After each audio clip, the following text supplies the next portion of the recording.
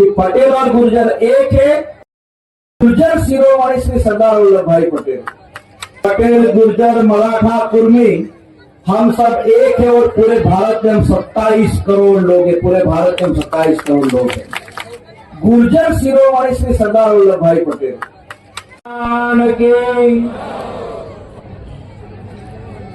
स्वर्गीय श्री भागचंद जी की पुण्यतिथि पर मेरे दोस्त मुल्ले गुर्जर ने राजस्थान और खासकर गुर्जर समाज की संस्कृति को एक मंच पर लाने के लिए ये भव्य बगड़ावत संगम महोत्सव का जो आयोजन किया है और इस कार्यक्रम के मंच पर उपस्थित परम पूज्य स्वामी नेकी महाराज, जिनके पापा के आंदोलन को देख के हमने भी गुजरात में टाल ठोकने का काम किया था, ऐसे ही हमारे वडील मार्गदर्शक बंधु विजय बैसला जी, जिन्होंने बहुत अच्छी यहाँ से बात की है, जिन्होंने समाज को संदेश पहुंचाने का काम किया है, जी.आर. खटाना जी, हनुमान जी सरादना जी, पारस गुर्जर जी, कविता गुर्जर जी, कृष्ण पोसवाल, जगदीश नारायण बोकन जी और मंच पर उपस्थित समाज के सभी श्रेष्ठी, बड़ी संख्या में उपस्थित सभी मेरे गुर्जर भाइयों बहनों, आप सभी को पूरे गुजरात के पटेल गुर्जरों की ओर से सबको मेरा नमस्कार, सबका मैं स्वागत करता हूं। यहाँ से खटाना जी ने एक बात कही कि हार्दिक भाई बहुत सारा कंफ्यूजन है कि पटेल और गुर्जर एक है या नहीं।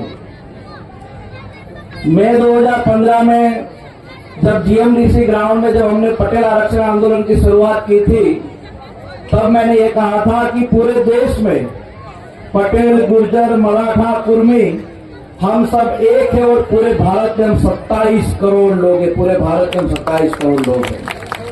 और जब संसद में सरदार साहब की प्रतिमा लगी है, उस सरदार वल्लभ भाई पटेल साहब की प्रतिमा के नीचे लिखा हुआ है गुर्जर शिरोमणि श्री सरदार वल्लभ भाई पटेल, तो ये बात बहुत ही स्पष्ट है कि पटेल और गुर्जर एक है और आने वाले दिनों में इस एकता को और मजबूत करनी है ताकि सामाजिक और राजनीतिक रूप से हमारा समाज और मजबूत बन सके। साथियों, आज जब इस कार्यक्रम में मैं आया हूं तो कुछ दिन पहले मैं रील देखता था जिसमें माना गुर्जरी बगड़ावटी गाना गाती है।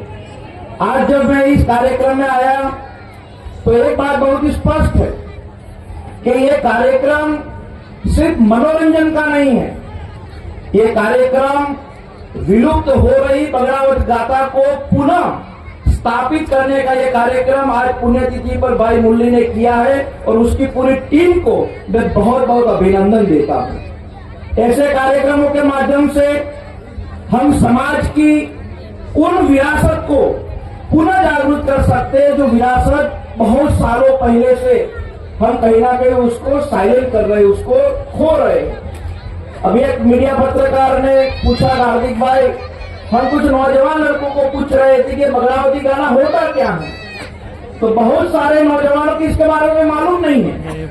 लेकिन ये हमारी जो संस्कृति है, गौरवशाली जो इतिहास है, इतिहास की संस्कृति को देखने के साथ साथ 24 बगड़ावट भाइयों ने जो शौर्य और उनकी लोक गाथाओं से परिचित कराने का भी ये कार्यक्रम है साथियों। और इसीलिए मैं गुजरात से यहाँ 1000 किलोमीटर दूर आपके इस कार्यक्रम में सिर्फ और सिर्फ इस बगड़ावट की इतिहास की गाथा को समझने के लिए और सुनने के लिए यहाँ पर आया।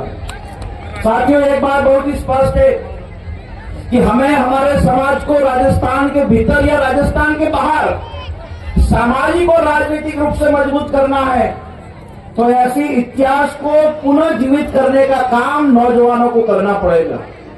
और जब हम विजय बैसला जी से बात कर रहे थे कि गुजरात में हम 1.25 करोड़ की आबादी गुजरात में पटेलों की है, गुजरात में मुख्यमंत्री पटेल है, गुजरात में 8 मंत्री पटेल है, दोनों पार्टी के मिलाकर 50 विधायक पटेल है, सेंट्रल में मिनिस्टर पटेल है, तो आने वाले समय में भी राजस्थान में गुर्जर समाज की राजनीतिक हैसियत बहुत ज्यादा मजबूत बने, इस दिशा में भी हम लोगों को काम करने की जरूरत है। जब समाज का नौजवान आगे बढ़ता है, चाहे वो किसी भी पार्टी का, तो ऐसे नौजवानों को मजबूत करने का काम समाज के लोगों को करना पड़ेगा।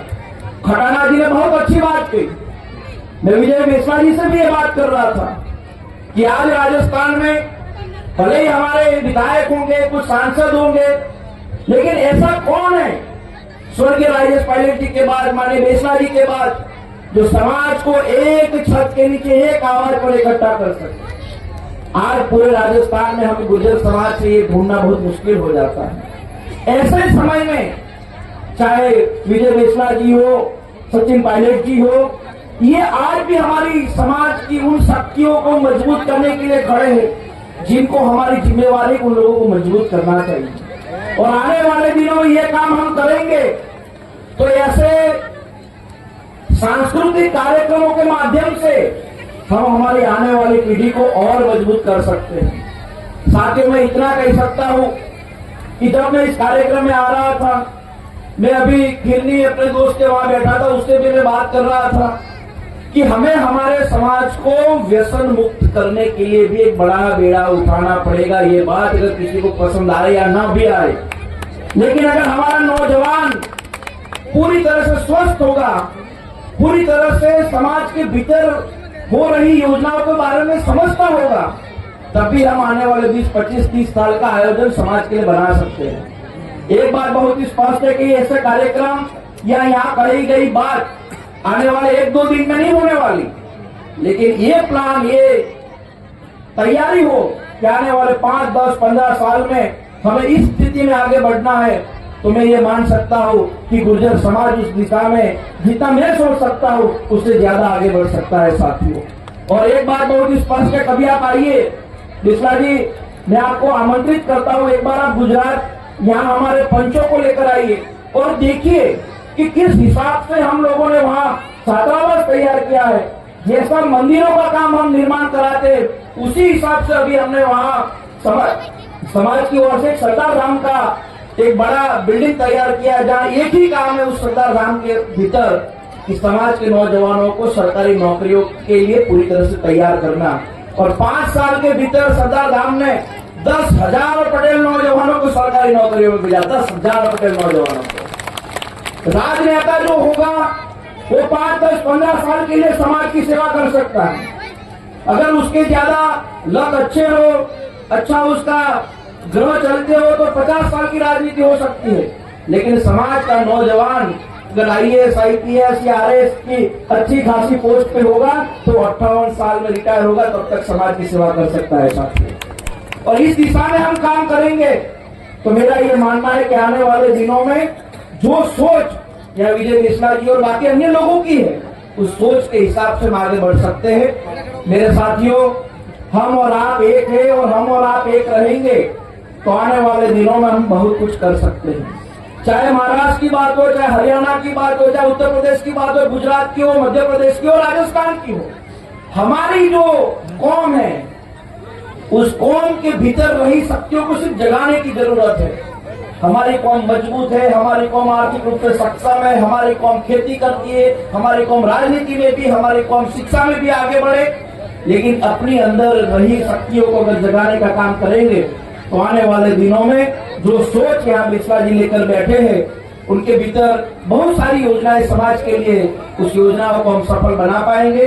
मैं मुरली जी का बड़ा आभार प्रकट करता हूँ कि मुझे इतनी बड़ी आबादी में, इतनी बड़ी जनसंख्या में हमारे गुर्जर भाई और हमारी माता बहनों को मिलने का अवसर मुझे दिया। और मेरी बात सिर्फ इतनी है, ये अपने दिमाग से कई बार मैं सोशल मीडिया में देखता हूँ, लोग पोस्ट करते हैं कि हार्दिक भाई क्या पटेल और गुर्जर एक है या नहीं।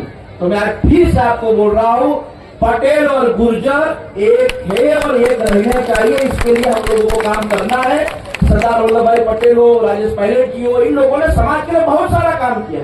तो आने वाले दिनों में हम भी ऐसे नौजवान तैयार करें जो आने वाले 50 साल तक समाज की सेवा करें। बस इसी बात को फिर से आप लोगों के बीच में दोहराकर आप लोगों का आभार प्रकट करता हूँ। आप लोगों ने मुझे बुलाया, मुझे सम्मान दिया, और ये जो आपने हमें पगड़ी साफा जो पहना है, इसका एक आश्वस्त देते हैं कि इस पगड़ी की लाज हम रखेंगे, और हम लोग जहाँ जरूरत पड़ेगी गुजरात में, अपना कोई गुर्जर भाई वहां कुछ मुश्किल ही में होगा तो हम उसको अपना भाई मानकर उसकी पूरी मदद करने का भी आश्वासन आप लोगों को इस कार्यक्रम के माध्यम से देते हैं। पुनः एक बार आप सभी का धन्यवाद। जय हिंद।